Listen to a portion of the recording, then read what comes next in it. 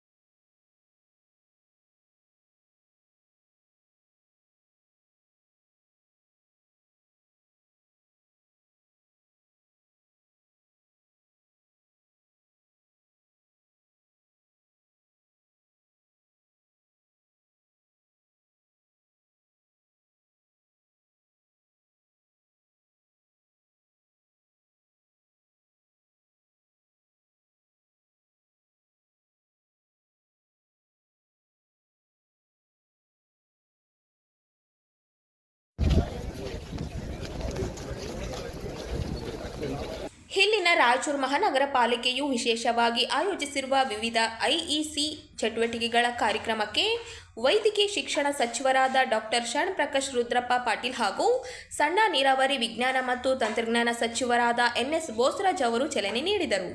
ನಗರದ ನೂತನ ಜಿಲ್ಲಾಧಿಕಾರಿಗಳ ಕಚೇರಿಯ ಆವರಣದಲ್ಲಿ ನಡೆದ ಕಾರ್ಯಕ್ರಮದಲ್ಲಿ ರಾಯಚೂರು ಮಹಾನಗರ ಪಾಲಿಕೆಯಿಂದ ರಾಯಚೂರು ನಗರದ ಸ್ವಚ್ಛತಾ ಅಭಿಯಾನದ ಸಹಿ ಸಂಗ್ರಹ ಅಭಿಯಾನಕ್ಕೆ ಸಚಿವರು ಹಾಗೂ ಶಾಸಕರು ಸಹಿ ಮಾಡಿ ಚಾಲನೆ ನೀಡಿದರು. ರಾಯಚೂರು ನಗರ ಶುಚಿತ್ವಕ್ಕಾಗಿ ಜನವರಿ 12ರಂದು ಆಯೋಜಿಸಿರುವ ಸ್ವಚ್ಛತಾ ಓಟದ ಅಂಗವಾಗಿ ರೂಪಿಸಲಾಗಿದ್ದ ಸೆಲ್ಫಿ ಸ್ಟ್ಯಾಂಡ್ನಲ್ಲಿ ಸಚಿವರು ಹಾಗೂ ಶಾಸಕರು ಭಾವಚಿತ್ರ ತೆಗೆಸಿಕೊಂಡರು.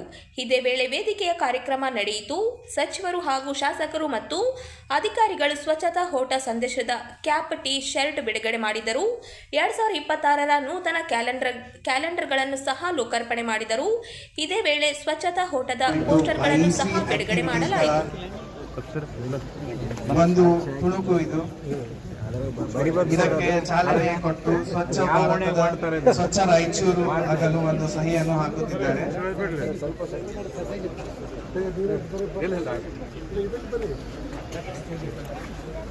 ಒಂದು ಸಹಿ ಬರೀ ಸಹಿ ಅಲ್ಲದೆ ಸ್ವಚ್ಛತೆಯ ಒಂದು ಭಾಷೆ ಆಗಲಿದೆ.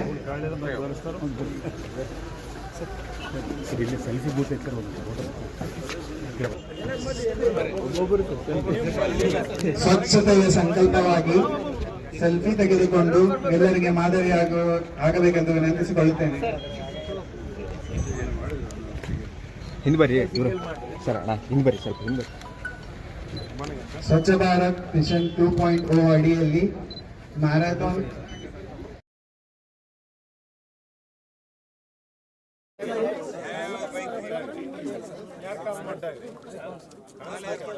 ಎಡದೊರೆ ನಾಡಿನ ರಾಯಚೂರು ಜಿಲ್ಲಾ ಉತ್ಸವದ ಅಂಗವಾಗಿ ಇಂದು ನಗರದ ಮಹಾತ್ಮ ಗಾಂಧಿ ಕ್ರೀಡಾಂಗಣದಲ್ಲಿ ಪ್ರಥಮ ಕ್ರಿಕೆಟ್ ಪಂದ್ಯಾವಳಿ ಮೂಲಕ ಕ್ರೀಡೋತ್ಸವಕ್ಕೆ ಜಿಲ್ಲಾ ಉಸ್ತುವಾರಿ ಸಚಿವರಾದ ಡಾಕ್ಟರ್ ಶರಣ್ ಪ್ರಕಾಶ್ ಪಾಟೀಲ್ ಅವರು ಬಿಸಿ ಚಾಲನೆ ನೀಡಿದರು. ಈ ಕ್ರೀಡೋತ್ಸವ ಚಾಲನಾ ಕಾರ್ಯಕ್ರಮದಲ್ಲಿ ರಾಜ್ಯ ಸಣ್ಣ ನೀರಾವರಿ ಮತ್ತು ವಿಜ್ಞಾನ ಹಾಗೂ ತಂತ್ರಜ್ಞಾನ ಸಚಿವರಾದ ಎನ್.ಎಸ್. ಬೋಸರಾಜು, ಶಾಸಕರಾದ ಡಾಕ್ಟರ್ ಶಿವರಾಜ್ ಪಟೇಲ್, ದದ್ದಲ್ ಬಸನಗೌಡ, ಎ. ವಸಂತಕುಮಾರ್ ಸದರಿಯಲ್ಲಿ ಬ್ಯಾಟ್ ಬೀಸಿದ್ದಾರೆ. ಶಾಸಕರಾದ ಅಂಪನಗೌಡ ಬದರ್ಲಿ, ಜಿಲ್ಲಾಧಿಕಾರಿ ನಿತೀಶ್ ಕೆ ಹಾಗೂ ಮಹಾನಗರ ಪಾಲಿಕೆ ಆಯುಕ್ತರಾದ ಜುಬೇನ ಮಹಾಪಾತ್ರ ಅವರು ಚೆಂಡು ಎಸೆದರು. ಕ್ರೀಡೋತ್ಸವ ಉದ್ಘಾಟಿಸಿ ಮಾತನಾಡಿದ ಜಿಲ್ಲಾ ಉಸ್ತುವಾರಿ ಸಚಿವರಾದ ಡಾಕ್ಟರ್ ಶರಣ್ ಪ್ರಕಾಶ್ ಪಾಟೀಲ್ ಅವರು ರಾಯಚೂರು ಜಿಲ್ಲೆಯ ಜನತೆಯ ಬಹುದಿನಗಳ ಬೇಡಿಕೆಯಂತೆ ನಾವು ಈ ಬಾರಿ ರಾಯಚೂರು ಉತ್ಸವ ಹಮ್ಮಿಕೊಳ್ಳಲಾಗಿದೆ ಎಂದು ಹೇಳಿದರು. ಜಿಲ್ಲೆಯ ಪ್ರತಿಯೊಂದು ಸಂಘ ಸಂಸ್ಥೆಗಳು, ಎಲ್ಲ ಶಾಲಾ ಕಾಲೇಜುಗಳು ಇನ್ನಿತರ ಎಲ್ಲರೂ ಈ ಉತ್ಸವದಲ್ಲಿ ಸಕ್ರಿಯ ಭಾಗಿಯಾಗಿ ಉತ್ಸವ ಯಶಸ್ವಿಗೊಳಿಸಲು ಕೋರಿದರು.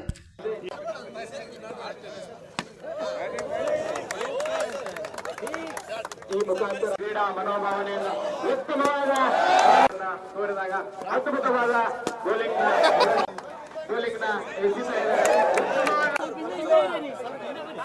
ಅಧಿಕಾರಿಗಳು ಹಾಗೂ ನಮ್ಮ ರಾಜಕಾರಣಿ ಎಲ್ಲ ಮುಖಂಡರಿಗೂ ಕೂಡ ಪಂದ್ಯಗಳು ನಡೆಯಲಿದ್ದು, ಹಾಗಾಗಿ ಮೊದಲ ಪಂದ್ಯ ಆರಂಭಗೊಳ್ಳಬೇಕಾಗಿದೆ. ಮಹಾನಗರ ಪಾಲಿಕೆ ಬ್ಯಾಟಿಂಗ್ ಇಳಿಬೇಕು. ಹಾಗೆ ಈ ಮುಂದೆ ಹಲವಾರು ಕ್ರೀಡಾಪಟುಗಳು ನಡೆಯಲಿ ಅನ್ನೋ ಮಾತನ್ನು ಕೂಡ ಹೇಳಿದ್ದಾರೆ.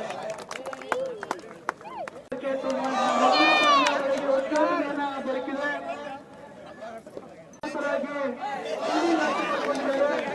ಹಾಗಾಗಿ ಇವತ್ತಿನ ಈ ಒಂದು ಅಂತಾರಾಷ್ಟ್ರೀಯ ಕ್ರಿಕೆಟ್ ಟೂರ್ನಮೆಂಟ್ನ ಉದ್ಘಾಟನೆಗೆ ಅಧಿಕಾರಿಗಳಿಗೆ ಧನ್ಯವಾದಗಳನ್ನ ಅರ್ಪಿಸಲಾಗ್ತದೆ. ನಮ್ಮ ರಾಯಚೂರು ಮಹಾನಗರದ ಸಾರ್ವಜನಿಕರೆಲ್ಲರೂ ಜಿಲ್ಲಾಡಳಿತದ ವತಿಯಿಂದ ಮನವಿ ಮಾಡಿಕೊಳ್ಳಲಾಗ್ತದೆ. ಪಂದ್ಯಾವಳಿಯ ಪಂದ್ಯವನ್ನ ಎರಡು ತಂಡಗಳಿಗೆ ಶುಭ ಕೋರಿರುವಂತ ಸಚಿವರು, ಶಾಸಕರು, ಹಿರಿಯ ಅಧಿಕಾರಿಗಳು ಉತ್ತಮ ಹೊಡೆತ.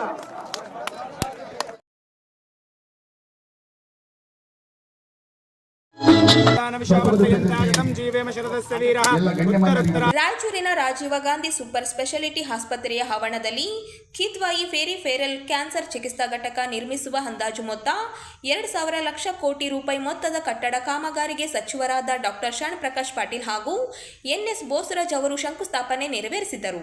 ಜಿಲ್ಲಾಡಳಿತ ಮತ್ತು ಕಲ್ಯಾಣ ಕರ್ನಾಟಕ ಪ್ರದೇಶ ಅಭಿವೃದ್ಧಿ ಮಂಡಳಿ ಮತ್ತು ರಿಮ್ಸ್ ಇವರ ಸಹಯೋಗದಲ್ಲಿ ನಗರದ ರಾಜೀವ ಗಾಂಧಿ ಸೂಪರ್ ಸ್ಪೆಷಾಲಿಟಿ ಆಸ್ಪತ್ರೆಯ ಆವರಣದಲ್ಲಿ ಜನವರಿ 4ರಂದು ನಡೆದ ಕಾರ್ಯಕ್ರಮದಲ್ಲಿ ಅಂದಾಜು ಮೊತ್ತ 45 ಲಕ್ಷ ರೂಪಾಯಿಗಳ ವೆಚ್ಚದಲ್ಲಿ ನಿರ್ಮಾಣಗೊಂಡ ರಾಯಚೂರು ನಗರದ ರಿಮ್ಸ್ ಸಂಸ್ಥೆಯ ಆವರಣದಲ್ಲಿ ಬಿಎಸ್ಸಿ ನರ್ಸಿಂಗ್ ವಿದ್ಯಾರ್ಥಿನಿಯರ ವಸತಿ ನಿಲಯ ಕಟ್ಟಡವನ್ನು ಸಹ ಇದೇ ವೇಳೆ ಸಚಿವರು ಉದ್ಘಾಟಿಸಿದರು.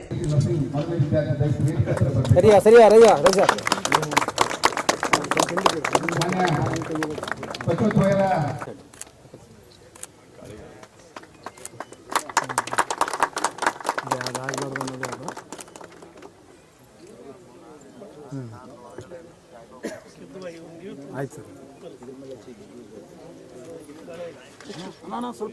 ಓಕೆ.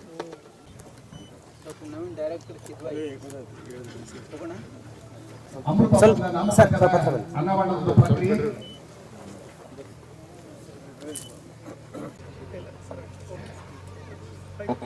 ಈ ಒಂದು ಕಾರ್ಯಕ್ರಮವನ್ನು ಪ್ರಾಥಮಿಕ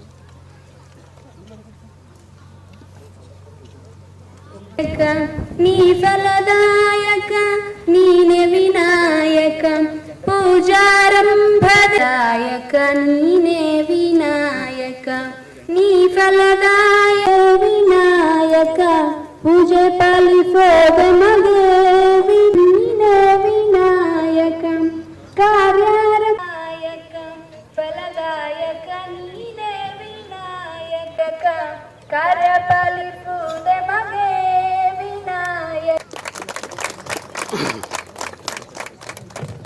ವಿನಾಯಕ ನೀ ಫಲದಾಯಕ ನೀನೆ ವಿನಾಯಕ वसुष्टुदयितो सुमुहूर्तोऽस्तु सुप्रतिष्ठितमस्तु हृद्यास्म हवैरमनसोपसद्या मित्रं देवं मित्र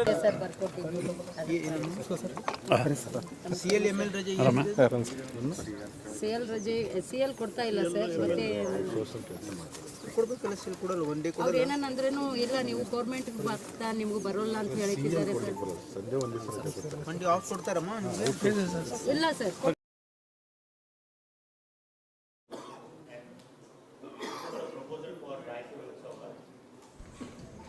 ಎಡದೊರೆನಾಡು ರಾಯಚೂರು ಜಿಲ್ಲಾ ಉತ್ಸವವನ್ನು ಅತ್ಯಂತ ಅದ್ದೂರಿಯಾಗಿ ಮತ್ತು ಸ್ಥಳೀಯ ಪ್ರತಿಭೆಗಳಿಗೆ ಆದ್ಯತೆ ನೀಡುವ ರೀತಿಯಲ್ಲಿ ನಿರ್ವಹಿಸುವಂತೆ ಜಿಲ್ಲಾ ಉಸ್ತುವಾರಿ ಸಚಿವರಾದ ಡಾಕ್ಟರ್ ಶರಣ್ ಪ್ರಕಾಶ್ ಪಾಟೀಲ್ ಸೂಚಿಸಿದರು. ಜನವರಿ 29, 30 ಹಾಗೂ 31ರಂದು ನಿಗದಿಯಾದ ರಾಯಚೂರು ಉತ್ಸವ 2026ರ ವೇದಿಕೆಯ ಹಾಗೂ ನಾನಾ ಕಾರ್ಯಕ್ರಮಗಳ ಸಮಗ್ರ ಸ್ವರೂಪದ ಪ್ರಾತ್ಯಕ್ಷಿಕೆ ಸೇರಿದಂತೆ ಇನ್ನಿತರೆ ಕಾರ್ಯಕ್ರಮಗಳ ಜಿಲ್ಲೆಯ ಎಲ್ಲ ಜನಪ್ರತಿನಿಧಿಗಳ ಪೂರ್ವ ಸಿದ್ಧತಾ ಸಭೆ ಇಂದು ನಡೆಸಲಾಯಿತು. ಸಚಿವರು ಹಾಗೂ ಶಾಸಕರು ಮಾತನಾಡಿ ಉತ್ಸವಕ್ಕೆ ಸಂಬಂಧಿಸಿದಂತೆ ನಾನಾ ಸಲಹೆಗಳು ಮತ್ತು ಸೂಚನೆಗಳನ್ನು ನೀಡಿದರು. ಎಲ್ಲ ಸಮಿತಿಗಳ ಮೇಲೆ ಮೇಲ್ವಿಚಾರಣಾ ಸಮಿತಿಯೊಂದನ್ನು ರಚಿಸಿ ಪ್ರತಿನಿತ್ಯ ಎಲ್ಲ ತಯಾರಿಯ ಮೇಲ್ವಿಚಾರಣೆ ಆಗಬೇಕು. ಕೂಡಲೇ ಜಿಲ್ಲೆಯ ಎಲ್ಲ ಸಂಘ ಸಂಸ್ಥೆಗಳ ಅಂಗಡಿಕಾರರ ಸಭೆ ನಡೆಸಿ ಅವರು ಸಲಹೆ ಪಡೆಯಬೇಕು. ಆಯಾ ತಹಶೀಲ್ದಾರರು ಹಾಗೂ ತಾಲೂಕು ಪಂಚಾಯಿತಿ ಇಒಗಳು ಆಯಾ ತಾಲೂಕಿನಲ್ಲಿ ಸಭೆ ನಡೆಸಬೇಕು. ಅಧಿಕಾರಿಗಳು ಮತ್ತು ಸಿಬ್ಬಂದಿ ತಂಡವಾಗಿ ಕೆಲಸ ಮಾಡಿ ಕಾರ್ಯನಿರ್ವಹಿಸಬೇಕು. ಜಿಲ್ಲೆಯ ಎಲ್ಲ ಶಾಲಾ ಕಾಲೇಜುಗಳ ಆಡಳಿತ ಮಂಡಳಿಯ ಮುಖ್ಯಸ್ಥರ ಸಭೆ ನಡೆಸಬೇಕು. ಜಿಲ್ಲೆಯ ಎಲ್ಲ ಸಾಹಿತಿಗಳು, ಕಲಾವಿದರು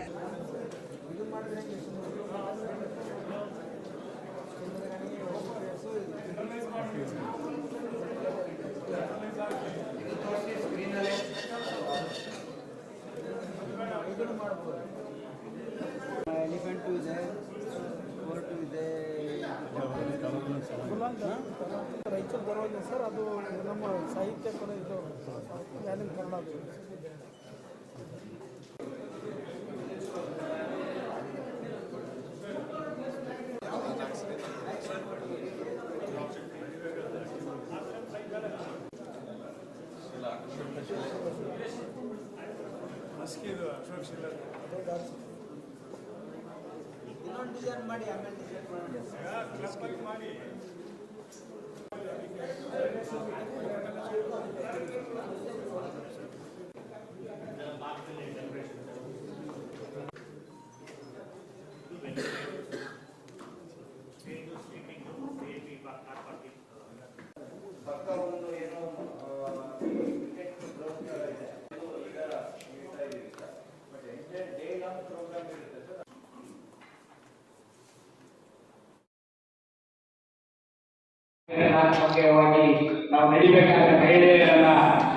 ನಗರದ ಕನ್ನಡ ಭವನದಲ್ಲಿ ಭಾನುವಾರ ಮಹಿಳಾ ಪರಿಷತ್ ವತಿಯಿಂದ ಉದ್ಘಾಟನಾ ಕಾರ್ಯಕ್ರಮ, ಸಾಹಿತ್ಯ, ಸಾಂಸ್ಕೃತಿ, ಶೈಕ್ಷಣಿಕ ಕಾರ್ಯಕ್ರಮಗಳು ಹಾಗೂ ಪ್ರಶಸ್ತಿ ಪ್ರದಾನ ಸಮಾರಂಭ ಜರುಗಿತು.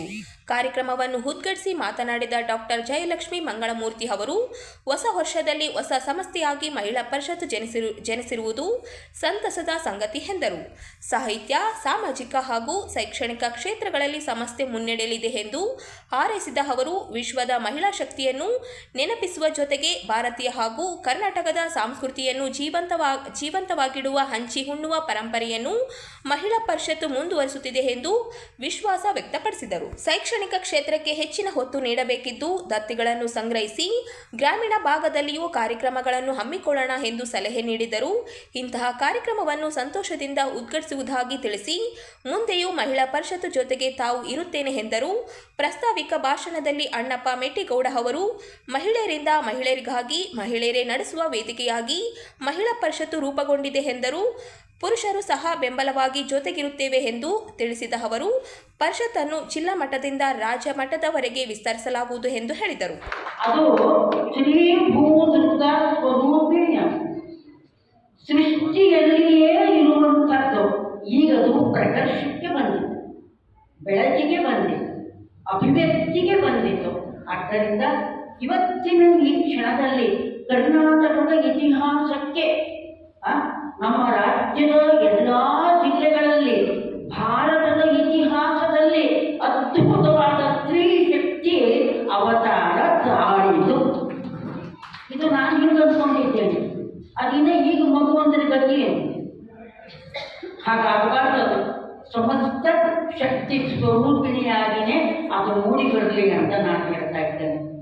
ನನ್ನ ಭಾವನೆಯಲ್ಲಿ ಈ ಸ್ತ್ರೀತ್ವ ಅನ್ನೋದೇನಿದೆಯಲ್ಲ, ಅನಾದಿ ಕಾಲದಿಂದ ಅನಂತದವರೆಗೂ ಜ್ಯೋತಿರ್ಮಯಿಯಾಗಿ ಹಿರಣ್ಮಯಿಯಾಗಿ ಬೆಳಗುವ ಒಂದು ದಿವ್ಯ ಜೀವ.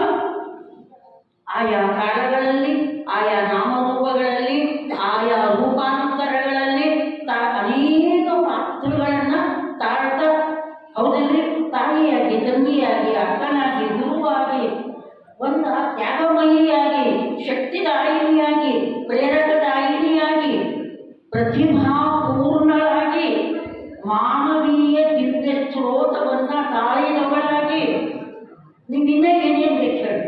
ನನಗೊಂದು ಗಂಡು ನೋಡಿಗೆ 10 ಪುಟ ಬರಿತೀನಿ ನಾನು. ಏನು ಸ್ತ್ರೀತ್ವ ಅಂದರೆ ಏನು, ಹೌದಲ್ವಾ?